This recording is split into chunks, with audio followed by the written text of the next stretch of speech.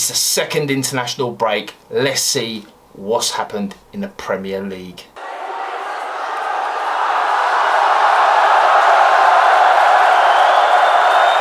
Unbiased Sports, and we're here with the second international break, which is a load of crap, as I always call it, the waste of time break, the no one gives a fuck break, because no one, I repeat, no one, you find me someone, you watch them right now, find me someone that actually likes international fucking friendlies, yeah, or these fucking international breaks during a season.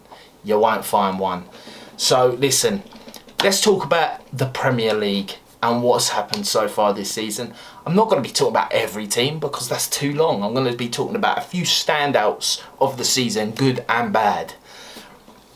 And I'm going to start with the top of the Premier League and the two teams at the top of the Premier League, and it's the two North London clubs, right? Top of the Premier League right now is Tottenham Hotspur. Fair play Tottenham. At the end of the day, Arsenal and Tottenham are on the exact same record this season. It's nuts.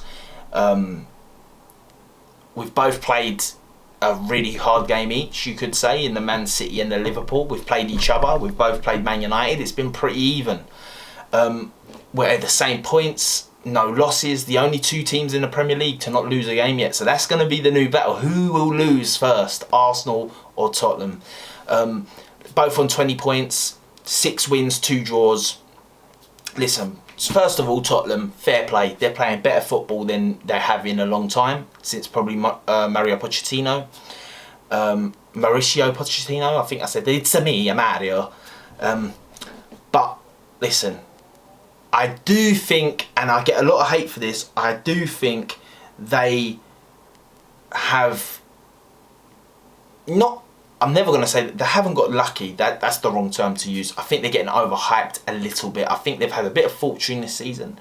You need that fortune. You earn that fortune by playing well, you know. So like stuff like the Bournemouth game with the 2 late goals. I'm sure it was the Bournemouth game. 2 late goals. They earned that from going and going and going and going. I won't take that away from them. But the way people are talking, they're talking like they've been dispatching easily of every team they've come up against. Listen, they could have lost to Liverpool. They could have lost to Arsenal. They could have lost to Man United. They drew with Brentford. And the other teams they've beaten are down the bottom of the table. But listen, I'm not taking nothing away from Tottenham. Fair play, deservingly joint top of the Premier League. Ange, new manager, he's got that team cooking. They've got a few players in there that are looking really good. Van der Ven being one, Basuma being another.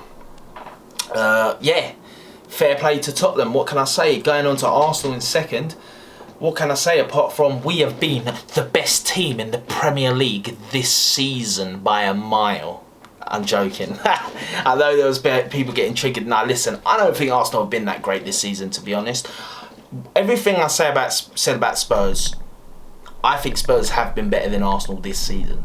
I think performance-wise, I think Arsenal haven't been great. We've been lacking something. We've been missing something. Maybe it was that we started so fresh last season that we're still on a bit of a down from how it finished. I don't know. But at the end of the day, we're still on 20 points. We still got the same goal difference, the same wins, the same draws, the same losses, which is 0, as Tottenham.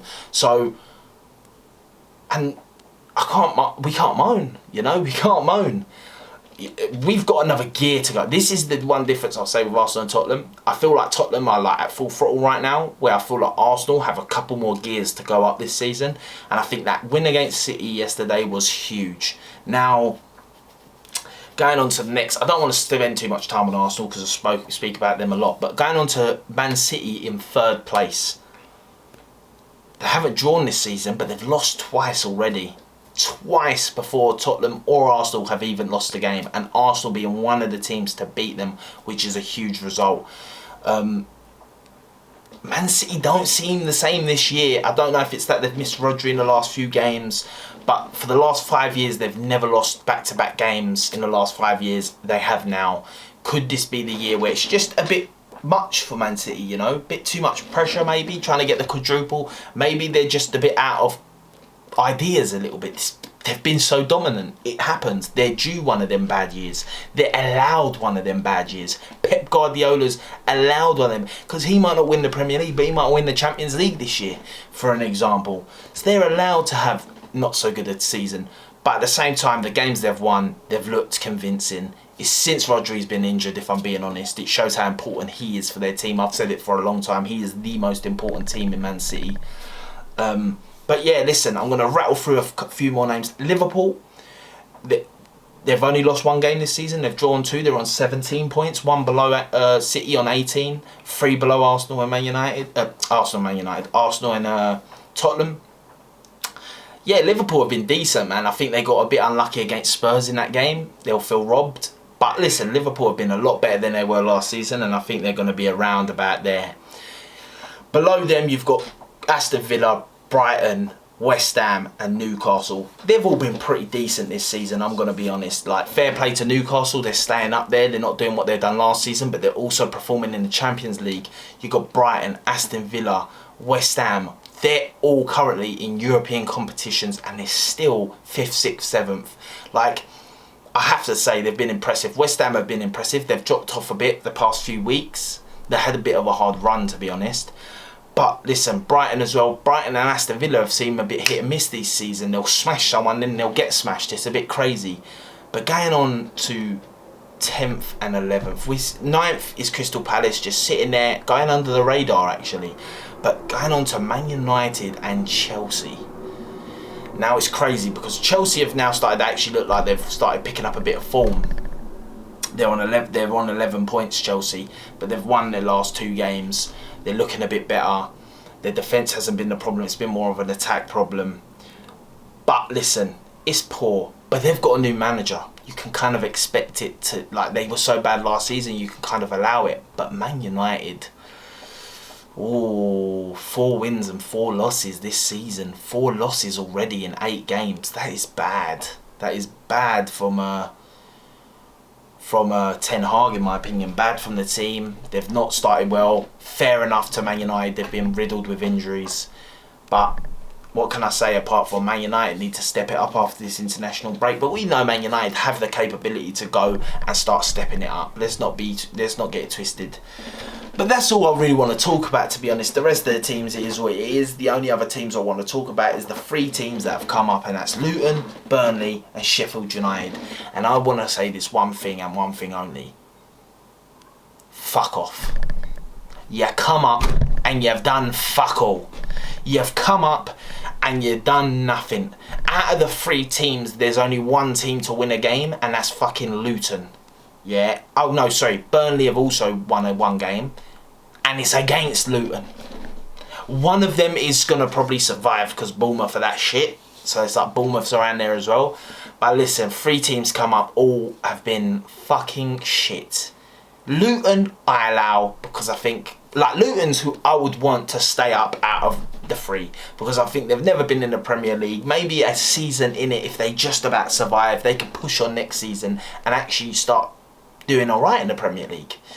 But I just can't see it. I just think they're going down. I think all 3 of them are probably going to end up going down. Who knows? But Sheffield United have been shocking. Sheffield United, out of the 3, I am like, they've lost 7 out of 8 games and they've drawn 1. It's disgusting. They're on a point at 8 games. They could be Derby 2.0, mate. Like, honestly. But listen, that's my little roundup of the Premier League table. I might have it pop up somewhere on here. I don't know yet. But if not, go and have a look. Tell me what you think. I gave you a bit of a rough thing of it. Tell me what you think. Like, share, subscribe, all that good stuff. Comment below what you think about the Premier League so far. Who you think's going to win the Premier League. For me, at the start of the season, before the transfer window ended, I said Arsenal to win the league. Then after the transfer window and Timber getting injured, I got vexed and I said I think we'll finish 2nd below City. Now I do not know, because City have also looked a bit shaky, so I do not know. I think it will be Arsenal or City that win this league. That's what I'm going to say. I think we're going to finish top 2. I think they're going to be the top 2 teams.